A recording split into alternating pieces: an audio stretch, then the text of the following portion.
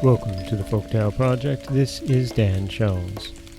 This week we're headed off to Armenia for 3 new tales, the first of which is so familiar, and we have told variations on this tale for, the last few years, that I'm not 100% certain that I have not read this tale before.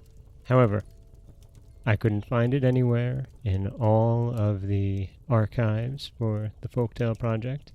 So, without further ado, this is The Bride of the Fountain. Somewhere, I have heard that there were once 3 sisters, whose mother went to town to buy them dresses. On her way back to the village, she sat down by a fountain to rest. "Tush!" exclaimed she, remembering that she had forgotten to buy a dress for her youngest daughter. Suddenly, an old man came out from the fountain and, standing before the woman, said, "My name is Tush. Why did you call me?" "I did not call you," said the woman. "I exclaimed 'Tush!' because I had forgotten to buy a dress for my youngest daughter." "Go, bring her," said the old man, "and call on me again. I will give her a dress." The woman went and brought her daughter to the fountain. As soon as she uttered the word "Tush," the old man came out. He took the maiden into the fountain and never came back, in spite of the repeated exclamations of the woman, who tired of repeating, "Tush! Tush!" At last she gave up hope, and, going home, mourned the wonderful disappearance of her pretty daughter. After 1 or 2 months, she went again to the fountain and uttered the word "Tush!" The old man came out, and seeing the woman, he turned toward the fountain, saying, "Hello, son! Your mother-in-law has come to call on her daughter. Won't you send her out?" "Certainly," said a voice from within. "I will send her to pay a visit to her mother, as is the custom." In a few minutes, the anxious mother saw her daughter come out of the fountain dressed as a beautiful bride, and she took her home. "Mamma," said the bride, "give me a separate room. My husband told me that he will come to see me every night." The mother gave her a separate room. The bridegroom visited her every night in the shape of a partridge.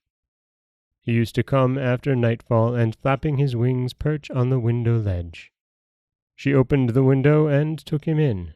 Every morning, the partridge flew away before dawn. Her 2 sisters, envious of the happiness of their youngest sister, brought razors and nailed them in around the window. At nightfall, the partridge came flying, and when he was perching on the window, he struck his wings against the razors, which wounded his body in several places. He was hardly able to fly back to his fountain, and there he was confined to his bed. He vowed to be revenged upon his bride, who he thought had put the razors on the window. The bride, seeing that the partridge did not come for 5 or 6 days, went with her mother to the fountain. "Tush!" they called, and lo, the man came out and, turning to the fountain, exclaimed, "Son, your bride and mother-in-law have come." "Oh, oh!" cried the partridge from within. "I do not want such a bride.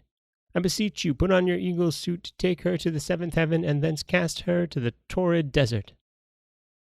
Father Tush at once changed himself into an eagle and carried the bride away and cast her to the sandy desert. There she fell upon the sand, but did not die. "Oh, heaven!" exclaimed the maiden. "What have I done to deserve such treatment?" She wandered about in the desert without knowing where to go. At nightfall she buried herself in the sand to sleep. Soon there came 2 conjurers who sat down near her. They conjured, and lo, innumerable great serpents gathered around them. They sat in council, inquired of each other, and prepared remedies for 1,001 diseases.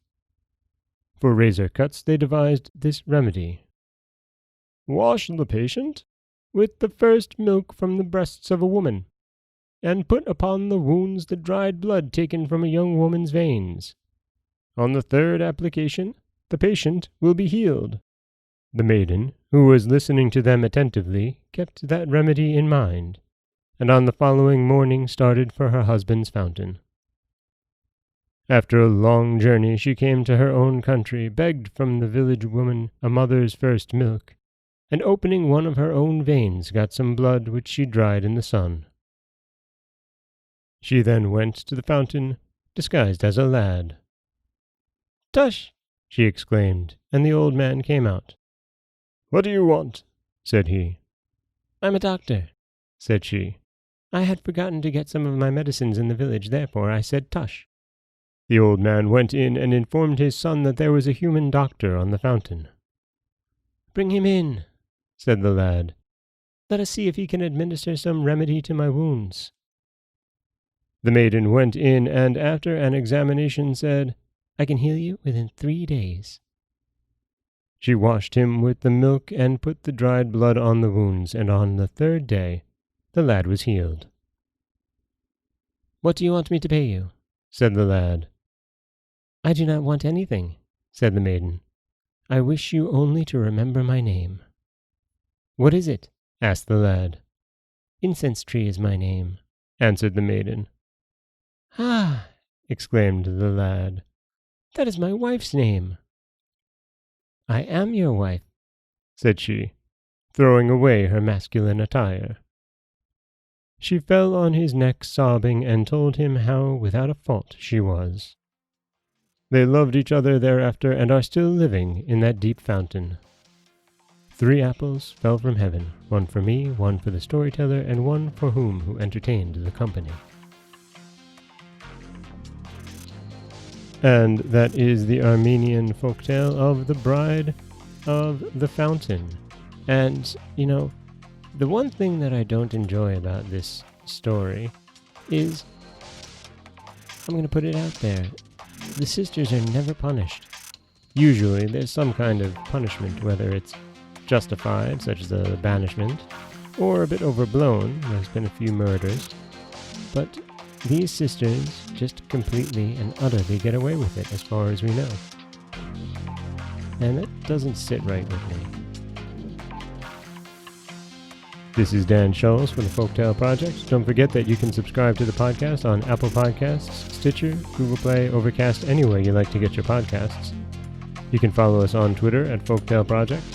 You can find us on Auto Radio, TuneIn Radio, iHeartRadio, Spotify, anywhere you like to listen. And you can always head over to folktaleproject.com, where you'll find a new story waiting for you every Monday, Wednesday, and Friday. As always, thank you so much for listening.